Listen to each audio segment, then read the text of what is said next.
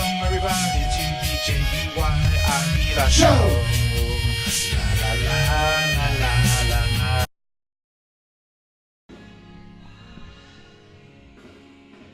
Once again, welcome to the Jay Aguilar Show. This is your boy Jay Aguilar, and today I have my big brother right here, all the way from Haverstraw, New York. Ladies and gents, brother Joey. Joey, thank you again for doing this today. And Joey, tell us a little bit about yourself real quick. What are you doing, and tell us how you got into wrestling. Well, just a little bit about myself. I've kind of just been watching wrestling for a while already. I kind of just grew up watching wrestling my whole life. Been a fan for a lot of years, and as time has progressed, I kind of just stuck through it, just faithfully watching it. And just a little bit about myself. I'm just really into sports. I love entertainment. Anything that just has to do with just sports entertainment, I'm there.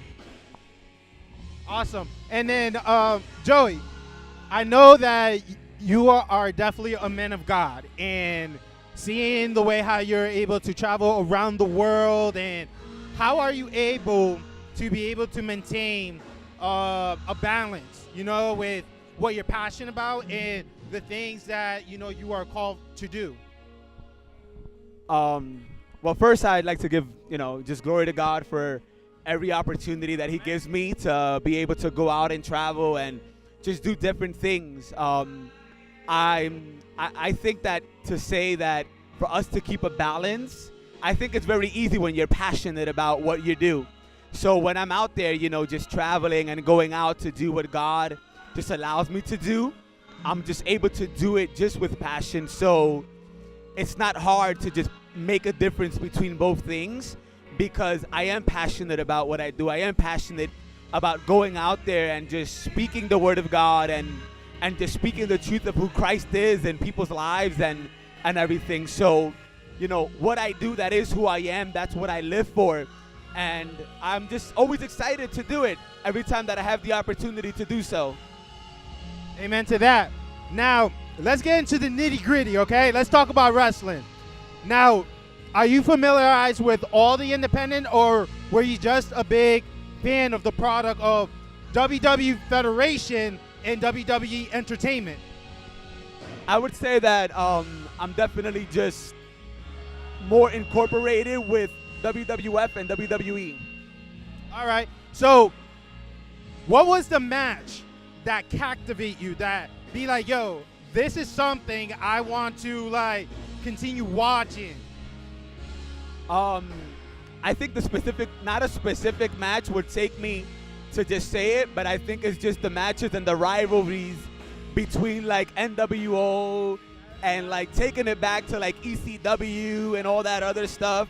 So, just watching The Rock versus Stone Cold and Kurt Angle and all that, those are the stuff that definitely motivated me to just continue watching it. So when it comes to the older generation, Stone Cold, Kurt Angle, Brock Lesnar, how do you feel they're impacting the new generation in the WWE?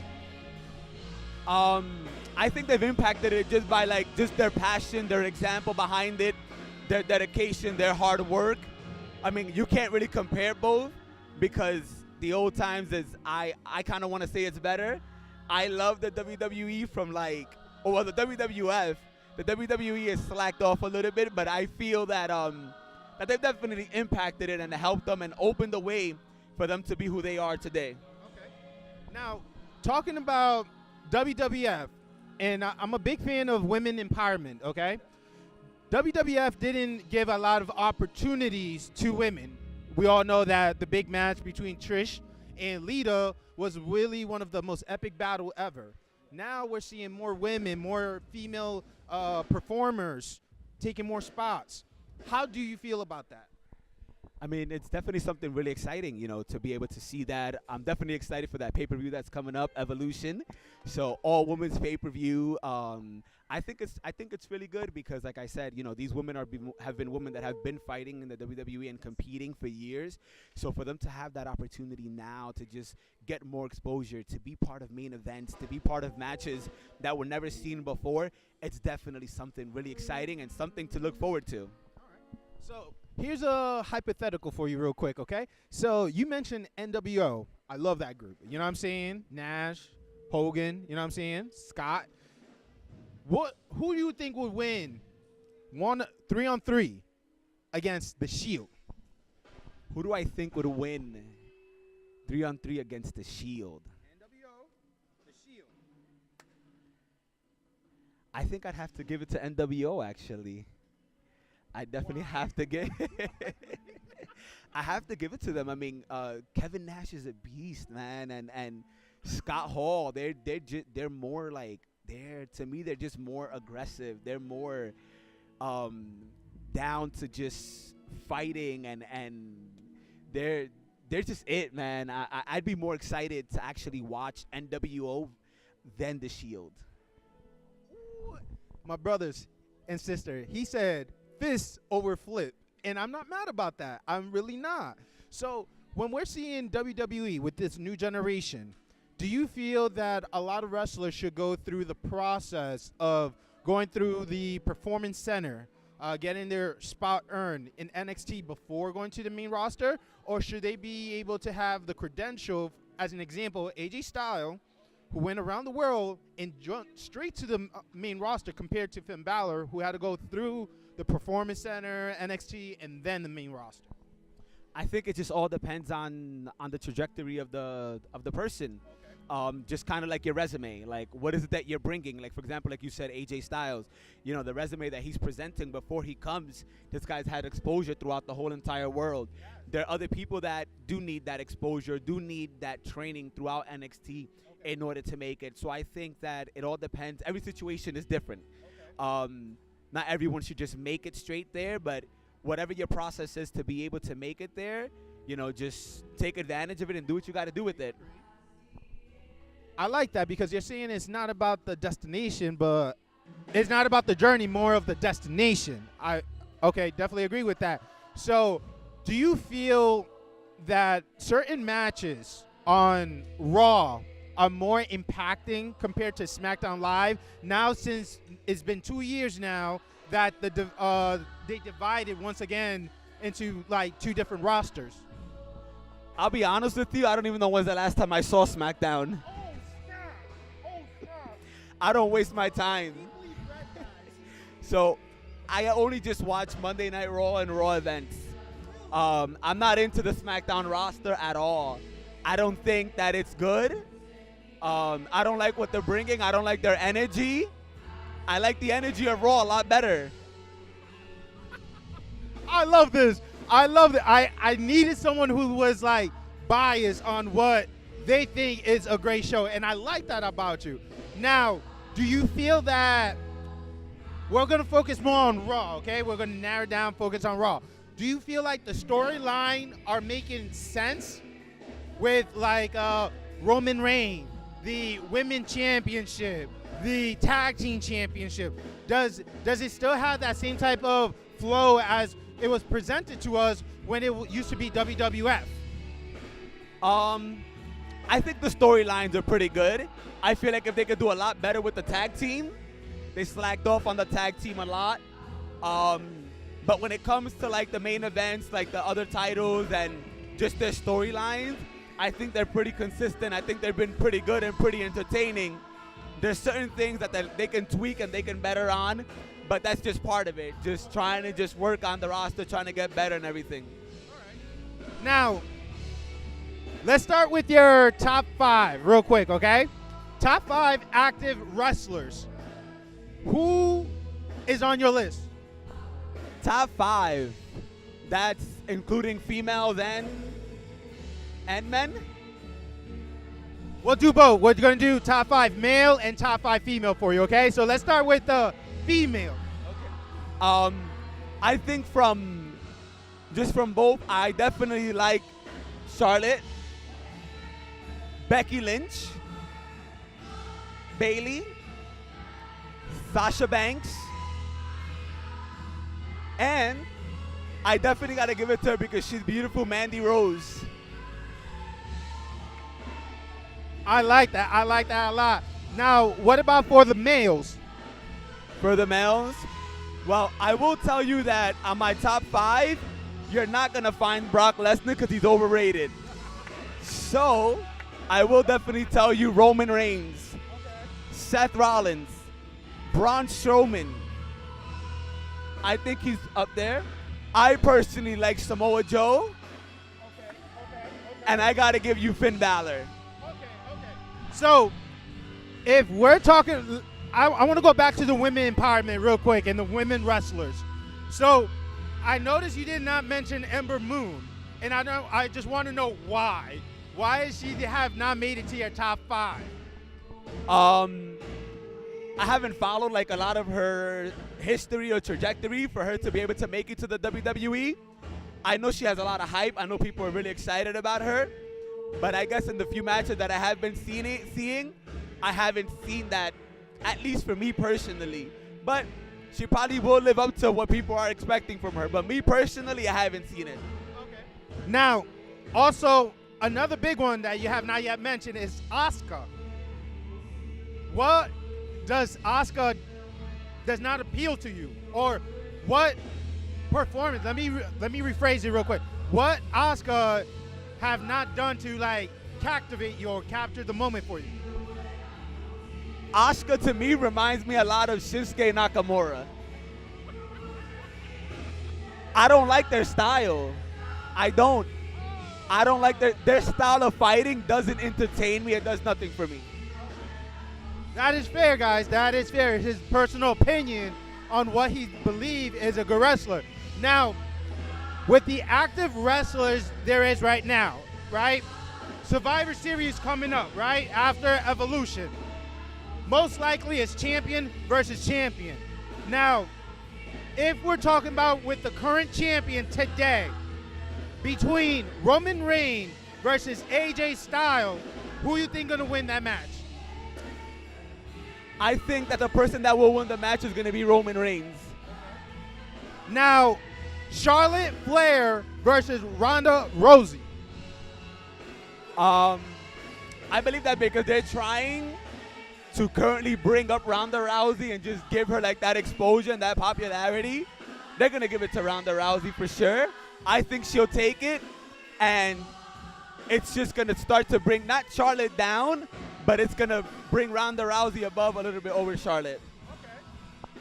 We're seeing Ronda going over, which is not a bad idea. Not a bad idea in my personal opinion. Now, international champion, which is currently is the Seth Rollins versus U.S. champion currently, which is Shinsuke Nakamura. Please, let's logically, who will win this match? I don't even have to think about it. I mean, Seth Rollins for sure. Seth Rollins 100%, no doubt about it. If Shinsuke Nakamura wins, I'm done. And now, when it comes to the tag team, right? We got B team, go. Or we got the New Day. Which out of the two will win? For sure, New Day. B team, I think B team is just there because they have nothing better else to do with the tag team champions. And they're just there, and they're terrible, man. They're really bad. So, for sure, New Day. Now, when we're talking about bad gimmicks, right? B team seems one of them. What do you think about other teams like the Worldwide, the Insanity, the three-man band, Rhino and Steve Sleth? Like, these people are still getting opportunity after opportunity. Do you feel like the Primos as well? Do you feel like these people should get a cut out of their contract, or should they be able to continue to like work with in the organization? I mean, when we talk about these teams, I feel that, you know, they are pretty entertaining. So sometimes you watch it, and even though you might not like the match, there's something that you'll definitely get a good laugh out of it about just how they fight or what their participation on the show at the time. So I think that for now they're good, but a point will have to come where you're gonna have to start taking them out little by little. I thought the Primos were out, and all of a sudden they just came back out of nowhere. The Mandatour, the Primos, There's- Malones, like I think a lot of these people have to start going. Rhino and Heath Slater, they all got to go. I mean, they got to start bringing up new talent and possibly even forming new tag teams within the WWE. So with that right there, my brother, I really want to present the idea of Curtis Hawkins. Now, you know that he had the biggest losing streak, started in 2018, and who do you think will be the perfect partner for him to start winning, you know, in the tag team division? I think Kurt Hawkins' best partner would probably be his couch. He should go home and never wrestle ever, ever, ever again. Ladies and gentlemen, this is Joey. His couch. Never in my life I ever heard that before, but I agree and disagree, because what if they threw in like Braun Strowman, you know what I'm saying, as his partner? Do you think that would help him out, or would it ruin like Braun's career? I think that if you were to throw Braun Strowman with this guy, it definitely will ruin Braun Strowman his career. Braun Strowman's good by himself, man. He's the beast himself, man. Like, he's the monster amongst men. He's good. He doesn't need to be part of a tag team. I think the only tag team that he needed to be part of was that little kid that he was with not so long ago, the referee's son. Aside from that, just leave Braun by himself. Let him just destroy everything in his path by himself, and that's it. With that being said, Hell in a Cell is coming up, and he is planning on cashing in that check or the contract in a match with Roman Reigns. Now, we know it might get physical, literally physical, but who do you believe will come out top? Do you think it's still Roman Reigns with the help of Shield, or is Braun finally going to be the Universal Champion that, or I should say heavyweight champion that we all love and hoping he become? I think it's still not Braun Strowman's time yet. I think that the person who will come out of Hell in the Cell victorious is going to be Roman Reigns. I think the match is going to be very physical, very aggressive. It's going to be painful for Roman Reigns, because it always is. I feel bad for the guy already that he's had to catch so many beatdowns by him. But now that he's at the top, just let him just work a little bit more and be there, and let him be a champion let him ride it out for a bit. I am amazed. I mean, Roman Reigns is already a Grand Slam champion. Have won it all from the Slammy to the WWE to the Universal. Do you still think that Roman Reigns still have more to prove to the organization, to the WWE universe?